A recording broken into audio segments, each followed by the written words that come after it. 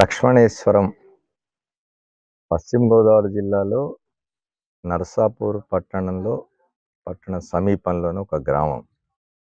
ఈ గ్రామంలో ఇవాళ నేను రైతు భరోసా కేంద్రం, గ్రామ సచివాలయం, వైఎస్ఆర్ హెల్త్ క్లినిక్ ఈ 3 ఉన్న ఒక ఇంటిగ్రేటెడ్ కాంప్లెక్స్‌కి వచ్చి ఇక్కడి ఉద్యోగులు, ఇక్కడ వాలంటీర్లు అందరితో మాట్లాడినాను నేను.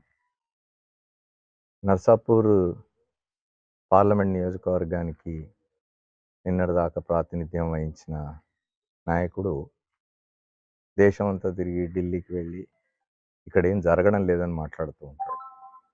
ఆయన ప్రాతినిధ్యం వహించిన నియోజకవర్గం కేంద్ర సమీపంలోనే ఉన్న ఈ 3 కేంద్రాలు, రైతు భరోసా కేంద్రం, విలేజ్ క్లినిక్, సచివాలయం మూడింటిని ఆయన వచ్చి ఒకసారి సందర్శించాలని చెప్పి నేను సాక్షి టీవీ ఆయన కోరుతూ ఉన్నాను. బహుశా ఆయన చాలా కాలం ఢిల్లీలో ఉండిపోయినందువల్ల ఇవన్నీ చూసినట్లేరు. ఇక్కడ అందిస్తున్న సేవలు ముఖ్యంగా ఆరోగ్య సంబంధమైన లక్ష్మణేశ్వరం గ్రామంలో 2 క్లినిక్స్ ఉన్నాయి, 2 విలేజ్ క్లినిక్స్ ఉన్నాయి. అట్లాగే రైతు భరోసా కేంద్రం కూడా ఈ లక్ష్మణేశ్వర గ్రామానికి సంబంధించిన రైతులు, ఇటు ప్యాడీ ఫార్మర్స్ కానీ, అటు హార్టికల్చర్ ఫార్మర్స్ కానీ, వాళ్ళకు సంబంధించిన సర్వ సహాయ సహకారాలు ఇక్కడి నుంచి అందుతున్నాయి వాళ్ళకు.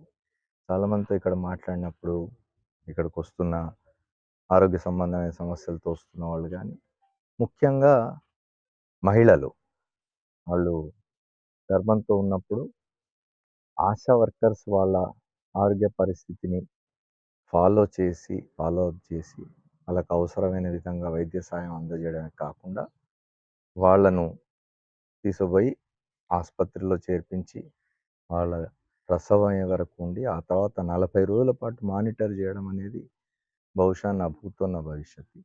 భారతదేశంలో ఎక్కడ ఇట్లాంటి ఇంటగ్రేటెడ్ సిస్టమ్స్ లేవు.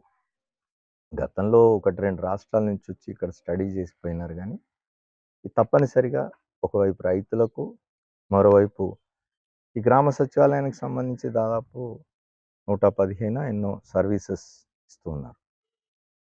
గ్రామ సచివాలయం కింద పనిచేసే వాలంటీర్లు, వీళ్ళు ప్రతి ఇంటికి వెళ్ళి ఒక్కొక్క వాలంటీర్కు కేటాయించిన 50 ఏళ్ళు, 60 ఏళ్ళు ఆ ఇళ్ళకు వెళ్ళి వాళ్ళకు అవసరమైనవి అన్నీ కూడా సర్టిఫికెట్లకు సంబంధించి కానీ, పెన్షన్లు ఇవ్వడం కానీ, తర్వాత రేషన్ పంపిణీలో సాయం చేయడం కానీ ఇట్లాంటివన్నీ చేస్తున్నారు.